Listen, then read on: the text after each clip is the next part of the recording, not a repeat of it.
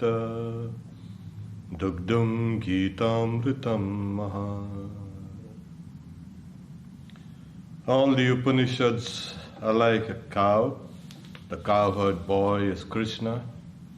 The calf is Arjuna. People of purified intellect are the drinkers of the milk, and the milk is the supreme nectar of the Bhagavad Gita, chapter 6, verse 14.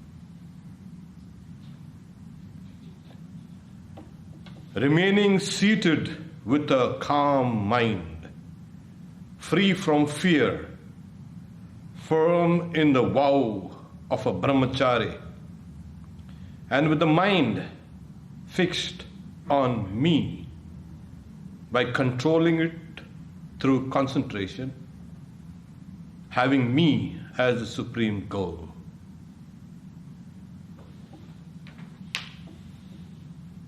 Prashantatma vigatarbir brahmachari vrate stitah manasayamya machitto yukta asita matpara. So here the Lord, after giving us the instructions of how to sit and where to sit,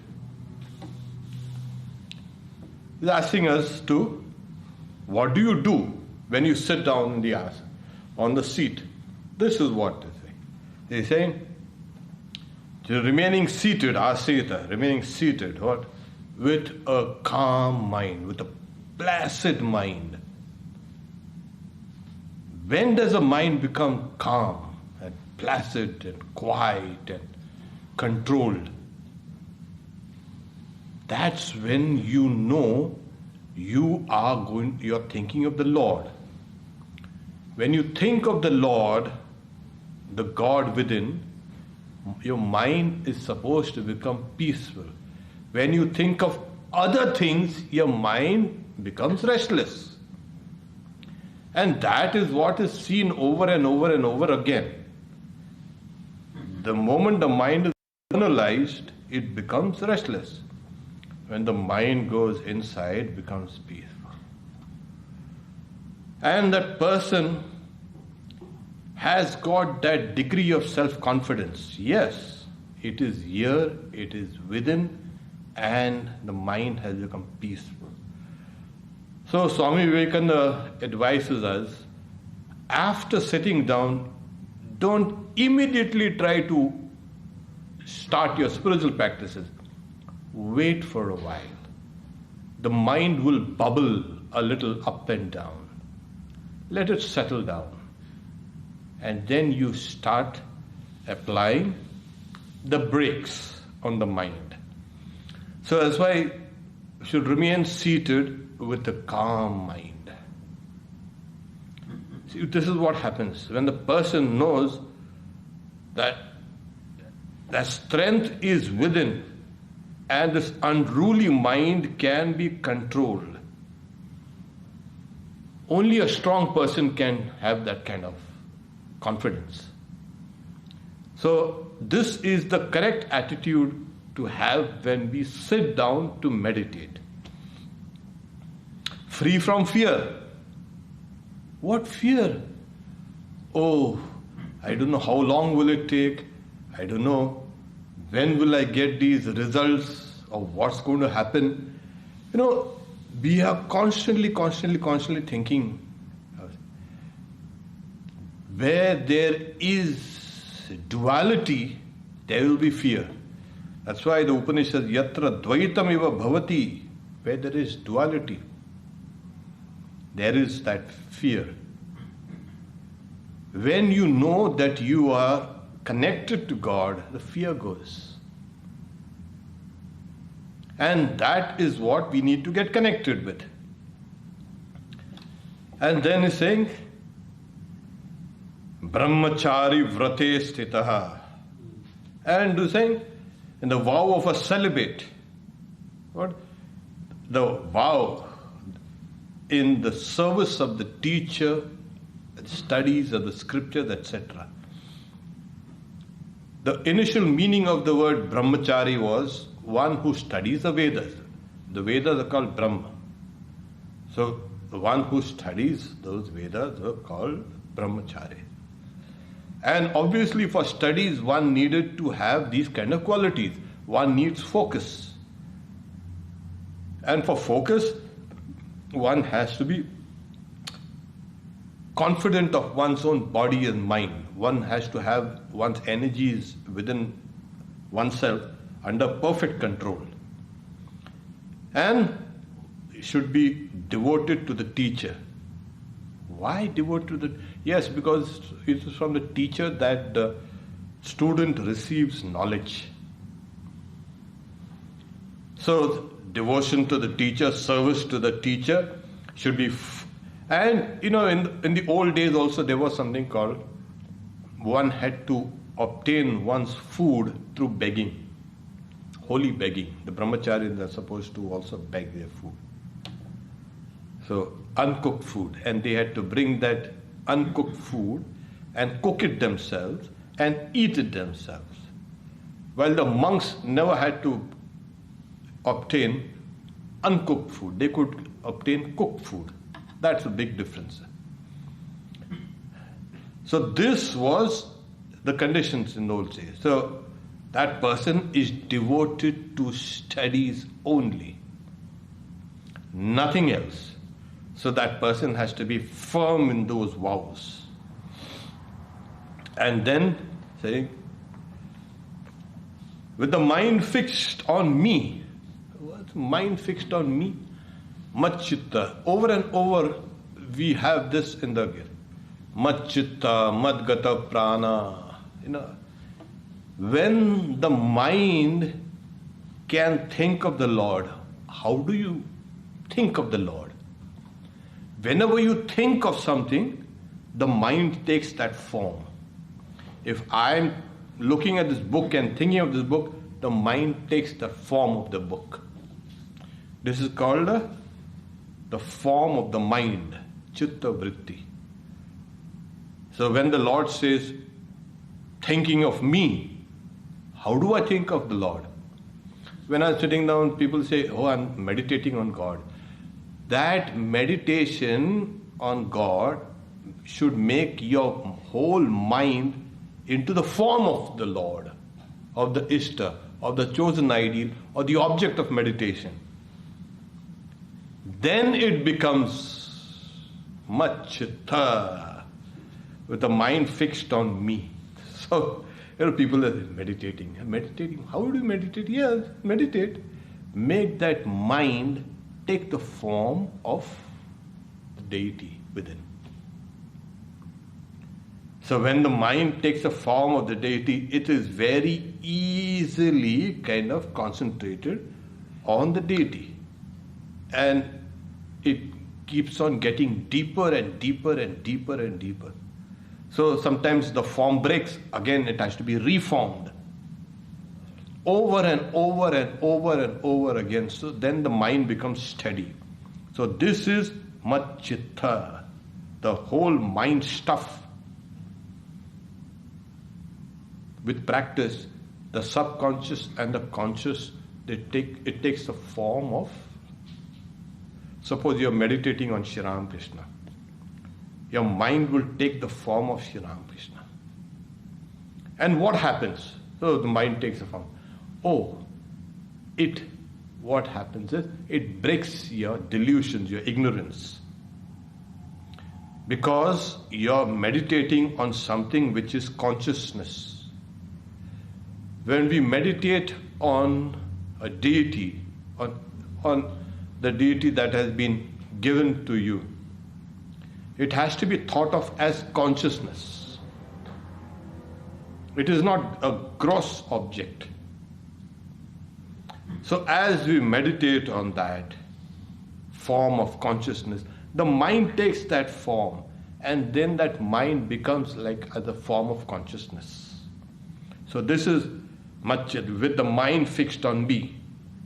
By controlling it through concentration, there we have Manas Sanyamya.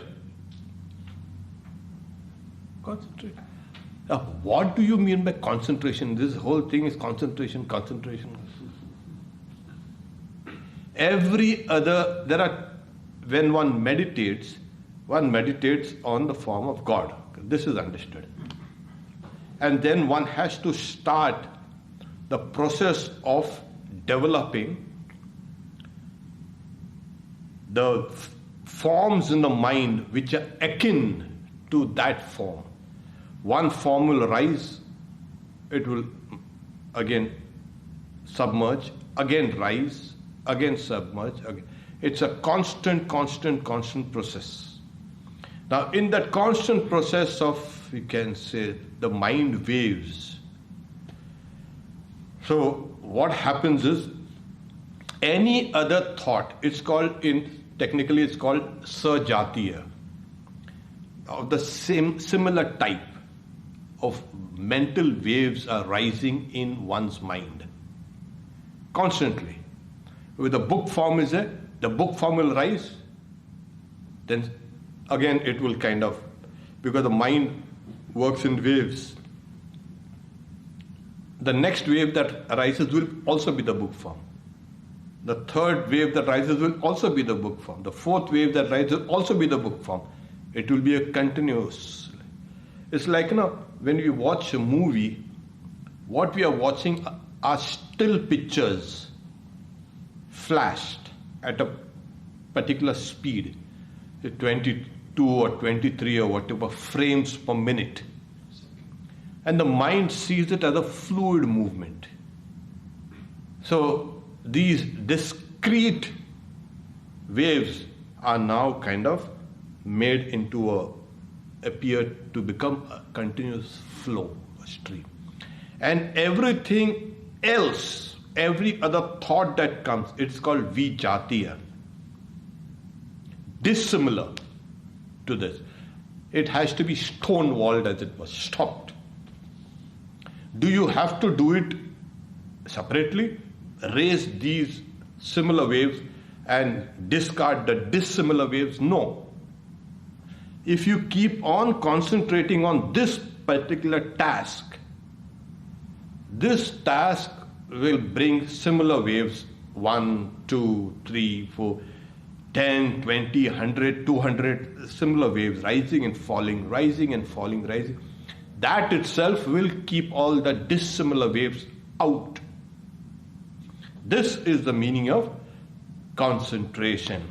That is, he's saying, with the mind concentrated, controlling it through concentration. This is how you concentrate. You control the whole mind this way. And having me as a supreme goal. Yeah, this is the other thing. Mat para. So the commentator says, people, they have different ideals and they have different loves. But they know that different loves cannot be the highest ideal in them. A person may love a woman, giving the whole mind to that person, but that person knows that this cannot be my highest ideal. Shiva is my highest ideal. Take for instance, God has to be, and God is the highest ideal. So though that person is absorbed here, that person really knows that is, Shiva is my goal. There is a game. I serve the king, or serve the president. Now it's democracy, you cannot say king.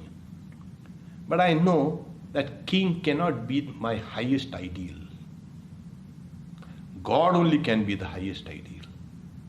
Or the reality, whatever. If you don't like the word God. Or truth has to be my highest ideal. So here they say, this person sits down on the seat with his mind taking the form of that deity inside, constantly raising those similar waves and thinking of that highest ideal. And who's the highest ideal? That on which you meditate is the highest ideal. So that which has taken the form of the mind, and that is saying, you look at that So once you pin down the direction where you need to go, where I'm sure I have got to go from point A to point B, then it's okay. If you're unsure where you need to go, well, you'll go rambling around the bush, this and that, and you don't know where. What are you doing? Oh, I'm meditating. Is there a particular direction, a particular, you can say, or force towards a particular point? Well, sometimes I meditate on Om, sometimes I said, who am I? Sometimes I meditate on Shiva, sometimes I meditate on the Divine Mother, sometimes I meditate on Ramakrishna. Oh, no. You meditate on one. Taking that as your highest ideal. You cannot have 20 things thinking you've got running in your mind. So this is the way. You eliminate through kind of, you can say, discrimination, or you eliminate through what has been instructed by the teacher to you. And this. So prashantatma, which atma is, the mind has to become prashanti, calm, peaceful, quiet, vigatabhi, fearless. And that's why I'm saying the yogini is fearless. Because that yogini is going to be one with the divinity within. What fear is there? Fear of disease, death, and misunderstanding? Oh no, nothing like that. Because a person who is still immature will always be a little frightened. Oh, I spoke a lie 20 years ago, and that is still bothering me. Well, you are not fit for yoga then. That person has conquered that fear of uncertainty and everything. Only a moral person can be fearless. See, the moment you do something, immediately you turn around and see if there's anybody looking at you, anybody noticed you or something. Or you yourself, my God, what did I say and what did I do? I shouldn't have said that. That's fear. That is the kind of uncertainty. So that this person or yogi has now become fearless. He's firm in the vow of brahmacharini. And with the mind controlled, manasamya, through concentration, having the Lord as the supreme goal, that person reaches that goal. So when one sits down, one needs to have this kind of mental, you can say, attitude. Otherwise, we sit down and we spend our time, maybe half an hour or 1 hour or 2 hours, whatever, and we say, no, tomorrow I'm going to do better. And then tomorrow comes, no, that sound of that car horn, that horn was too loud. It disturbed me. Well, then all the excuses come. I remember there was my own guru saying, when we were young and we were practicing meditation, they used to meditate the whole night, And he's saying, they were so confident, saying, today I'm going to get into samadhi. Today, here I'm going in. As I'm concentrating, that feeling, now I'm going to plunge in. This was the kind of eagerness, this was the kind of confidence, this was the kind of level of maturity. So here, we don't know where the mind is going, there. No, gather it in and plunge in. The next verse is Yunjannevam sadatmanam yogi niyatamanasah shantim nirvana paramam matsanstham adhigacchati, he attains. My God, wonderful. Nirvana, you'll attain nirvana. Before you attain nirvana, you attain peace. Because a mind that's jumping about cannot attain nirvana. And nirvana in what? In the Lord. Here say, concentrating the mind does constantly. We've seen this again, now and then being repeated, constantly. Yunjanevam sadatmanam. This is here. And he's saying, Yunjita satatam, in the 10th chapter, 10th verse. So, what I say? Concentrating the mind constantly, the yogi of controlled mind achieves peace, which culminates, which ends in nirvana, and which abides in me. Here it is. So the yogi and nirvana and the peace and everything, it abides in the Lord. So you want peace? People say, oh, my guru, people come and say, how to attain peace? And my guru say, oh, it's very easy. Really? Please tell us how. Give up all desires.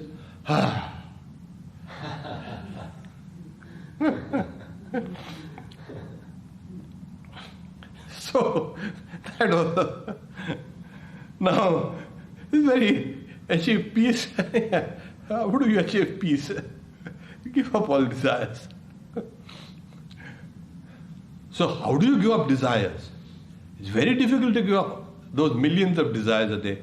No. The idea is turn all your desires towards the Lord. And those millions of desires have that impelling power behind them. It will lead you to the Lord. You don't have to think of those hundreds and thousands or whatever desires a day. Keep quiet. Push your mind towards the Lord and see all those old desires actually helping you. So this is the way. So that, you want to attain that peace? Yeah, go towards the Lord. So this is concentrating the mind does constantly. Yunjanevam sadatmanam. Why constantly? We meditate half an hour in the morning, 2 hours in the evening, 3 hours in the afternoon, maybe 1 hour in the afternoon. No. That is part of that routine, but that yogi is constantly alert, constantly focused on the mind. But that is a kind of a stupid way of kind of living, is constantly watching the mind, alert, see if the mind is not moving about here and there, giving the mind only good food to eat, things only which are helpful for yoga. That is being taken. So, what kind of yoga is, what practice is that? Very dry, very kind of, rigorous, and I don't know how, there's no joy in it. No. That person, when the mind is calm through the alertness, Swami Vivekananda said, the infinite library of the universe exists in your own mind. All the knowledge of the universe is in your own mind. So he has removed off all the distractions, made it quiet and calm. Later on in the Bhagavad Gita, Sarva dvareshu dehesmin prakasham upajayate. Through all the sense doors, the sense apertures or the senses, likened to a dose, there's a kind of the light that rises and flows outside. Then one has to know that sattva has been, there's a rise of sattva. Sarva dvareshu dehesmin prakasham upajayate jnanam yada tada vidya vivriddham. So there's that light, the light of knowledge. It's a tremendous state. Everything you do is so exciting. It's full of knowledge. People say, oh, what a insipid type of kind of practices, that dry, over and over mechanical and troublesome.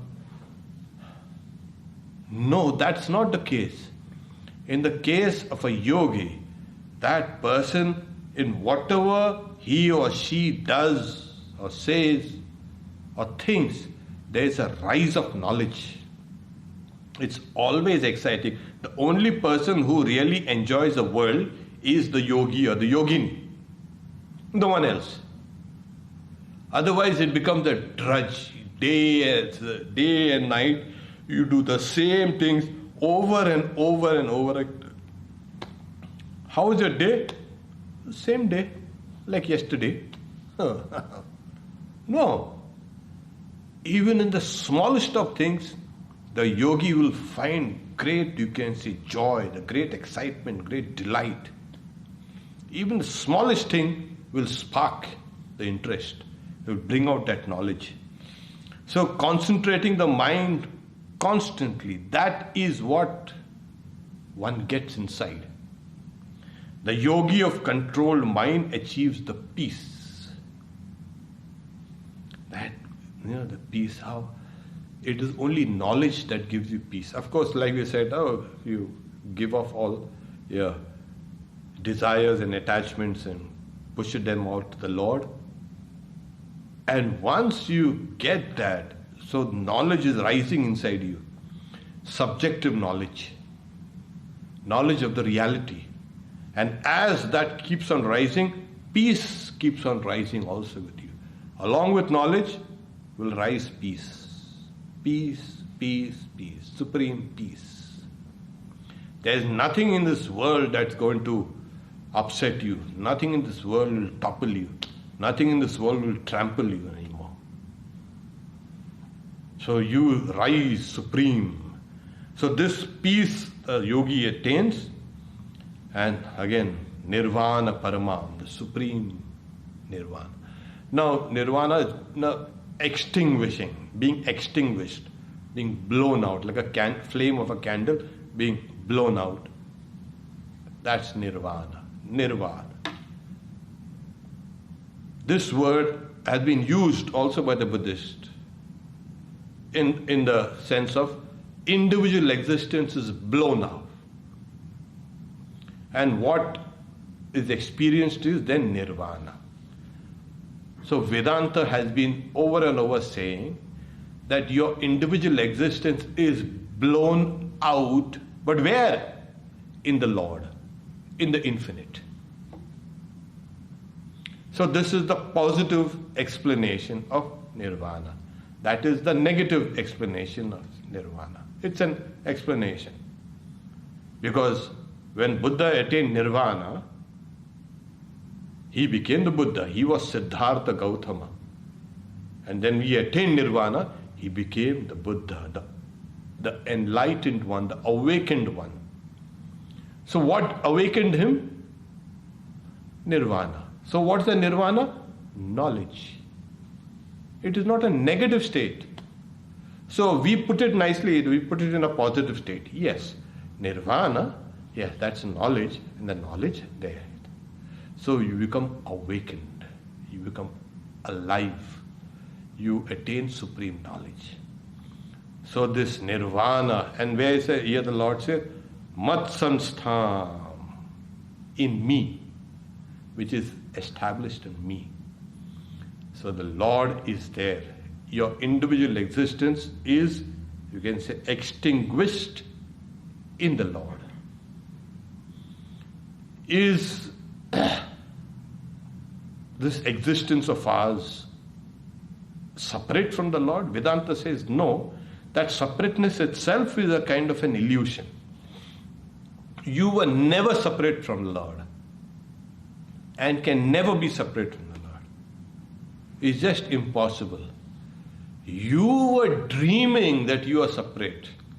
I will do this, I will do that, I will go here, I will eat this, and etc., etc., etc. And you've created a kind of a individuality which is separate from you, from the Lord, and from the world and from everything else. When one becomes enlightened, awakened, one attains nirvana, one sees one's non-difference with the Lord. Truth or God, you and the world coalesce and become one. It is that one reality that's appearing as this diversity. So in that state of nirvana, you see that oneness. So the one has become the many. This is what he's saying, that and which abides in me, mat samsthan. So concentrating the mind constantly or forever, the yogi of controlled mind achieves the peace which culminates in nirvana or liberation and which abides in me. This is what? So peace that leads to nirvana. Everybody wants nirvana and nirvana. Yes. We have names of people also. They are also named Nirvana. Monastic and non-monastic also. Hey, where's Nirvana? Oh, hi Nirvana. There are songs and books and everything. But Nirvana is this. Individual existence being extinguished in the universal existence. That is the state of liberation. That's the state of knowledge. That's the state of freedom. That is the state called reality of God. That's why he said, which abides in me. The Lord is very clear, that is me. And that's why he's teaching us this.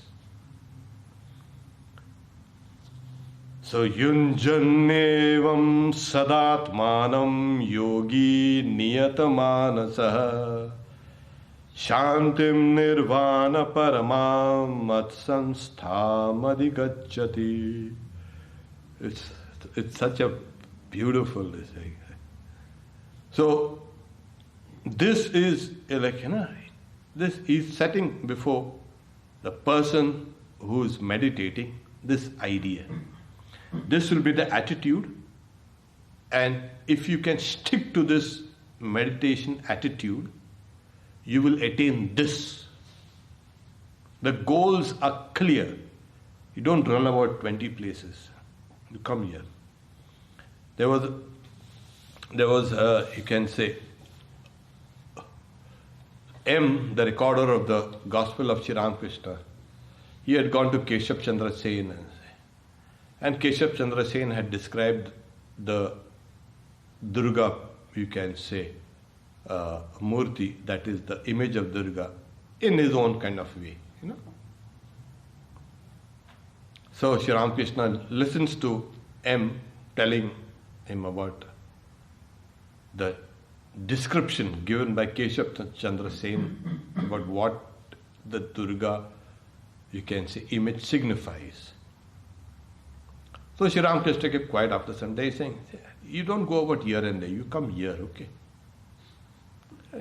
Quietly. So, and over, what do you think of me? He used to say. What do you think of this actually? He used to also advise, meditate on this. Yes, in the gospel, in his life, you find Sri Ramakrishna directly telling you, it's okay if you have devotion to this. He now used the word me, me, this, ekanka, here. So here also the same thing is being explained. Think of me. You'll get established in me. Me means the Lord is staying here. And where else will you get such clarity? You think of me, this is, if it's okay. Oh, he has devotion for this place. Oh, that's okay.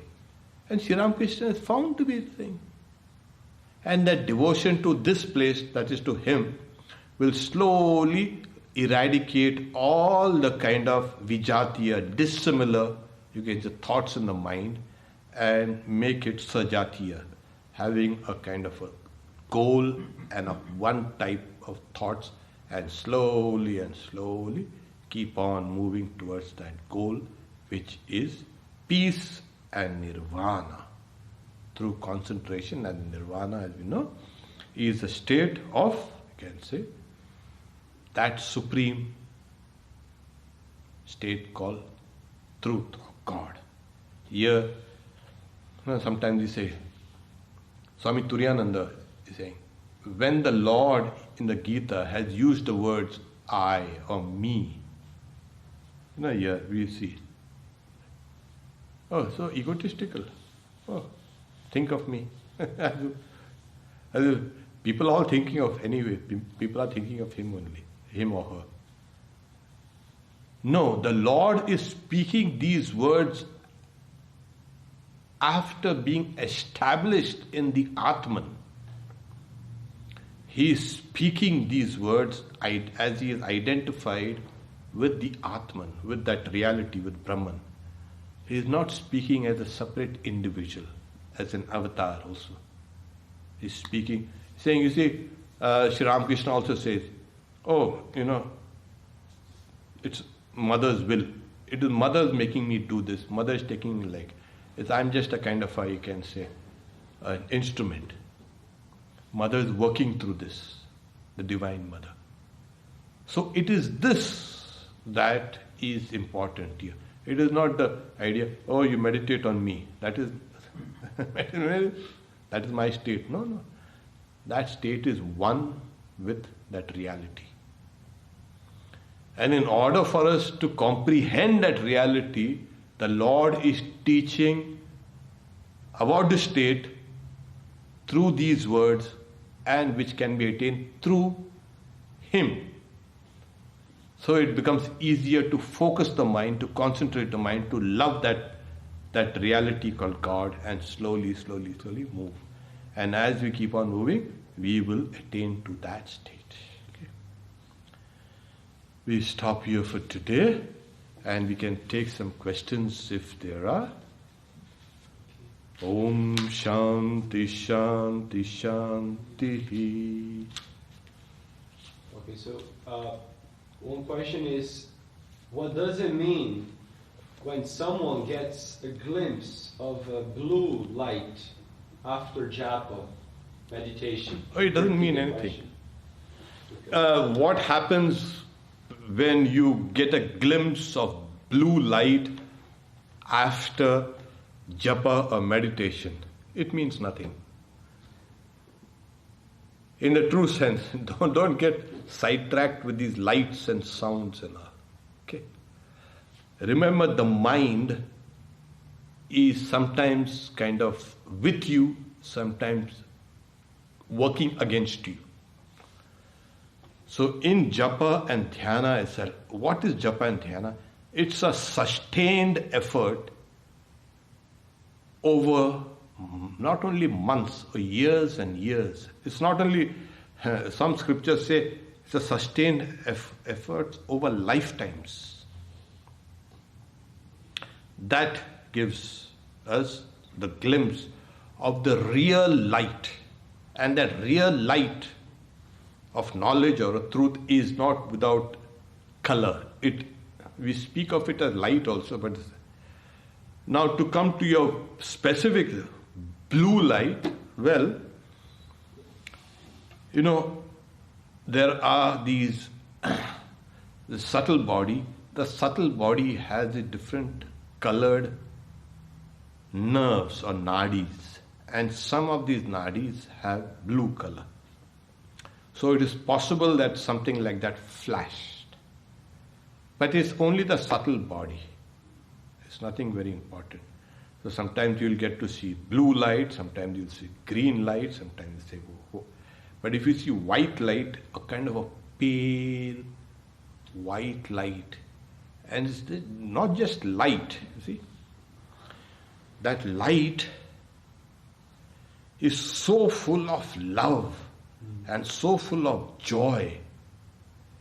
You will get up out of from your seat and even begin dancing, possibly, or tears will roll down your eyes. And tears not from the corners of the eyes, from the nose, from these corners of the eyes will roll. And you'll be so full of love for other beings, you will not be able to contain yourself. You will have love and compassion and empathy rising within you when you see that particular whitish light. If you can see that after your japa and meditation, go for it. Go more for it. More power to you. Okay. There's another question. I'm going to try to read it slow. It's a little kind of complex. How would I know that the mind has taken the vritti of Ramakrishna? Is it nothingness or picture of his manifestation? Or is just the isness? When your mind takes, what happens when your mind takes the form of Ramakrishna? Is it void? Is it isness or what? Or it's a blank? When your mind takes the form of this book, it takes the form of this book. It's simple as that. Your mind, when it takes the form of Ramakrishna, it will take exactly the form of Ramakrishna in 3D, three-dimensional. Okay, it takes that form. And this form, Sri Ramakrishna said, it will be worshipped in every home and hearth and heart. So this form has arisen from that infinite shore of divinity. There are so many songs also depicting that. From that infinite shore of formless divinity has risen this form of Ramakrishna. It's one of the most beautiful forms. It is a form of divinity for this age.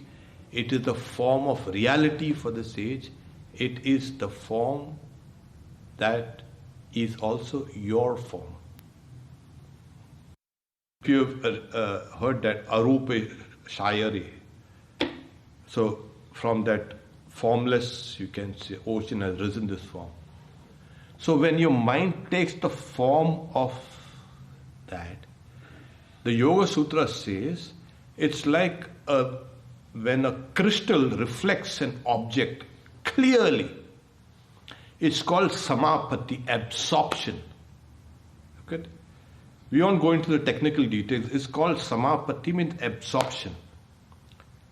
So your mind will become absorbed in that chitta vritti. And as it becomes absorbed in it, you will get a knowledge of Ramakrishna. So let your mind take the form of Ramakrishna.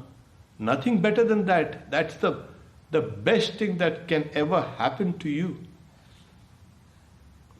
Later on, as you become adept in meditation, that form will lead you within more and more and more and more inside, and you will see higher dimensions of that same form, that same reality. So, has Ramakrishna only one form? This is the form for meditation.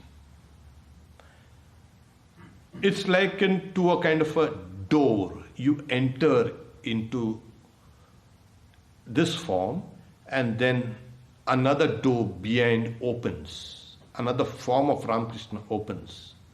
You enter there. And then another form of Ramakrishna will open. You enter there. Another form will enter, and you enter there. It is going deeper and deeper. Every time you meditate on Ramakrishna in this form. See, I was telling you, when the moment the mind takes the form of an object, you get a knowledge of the object. Suppose this book is here, but my mind is not looking at this, or if it is looking, I am distracted with something else. I will not be able to even see the book that is right there. So in Indian psychology, the mind takes the form during perception of the object, and it's only then when perception takes place.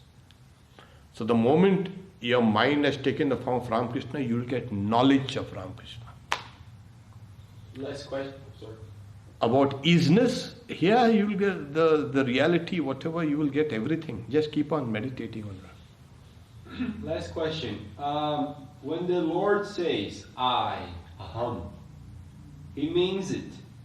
How can we interpret and say, oh, He didn't mean this, He meant something else? No, He doesn't mean. This is when the Lord says, I, what does it mean? Is it meaning something else or something like that? This is human tendency to impute, motives on the Lord's, use of the words I.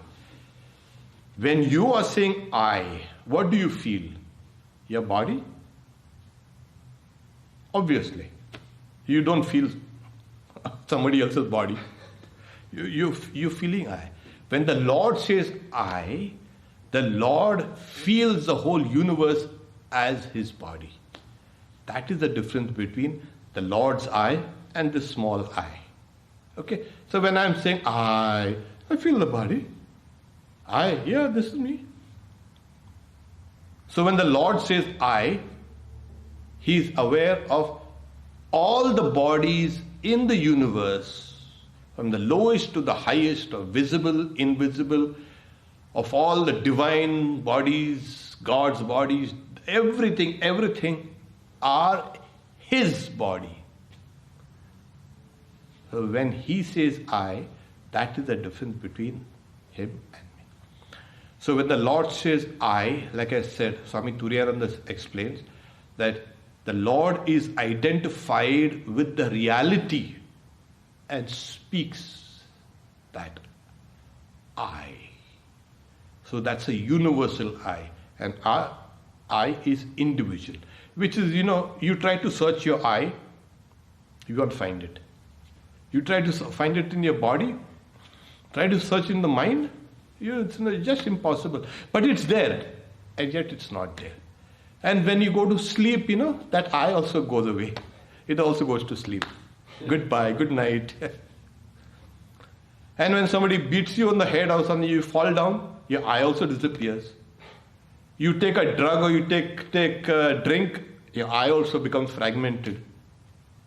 What's happening? What happened to this I that you have been building up so many things over and over? Nothing. So when the Lord says I, the Lord means the whole universe is the I. Okay. Om Shanti Shanti Shanti Harihi Om Tat Sat Shri Ram Krishna Arpanamastu.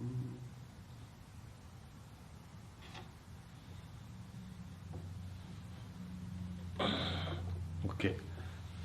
Yeah.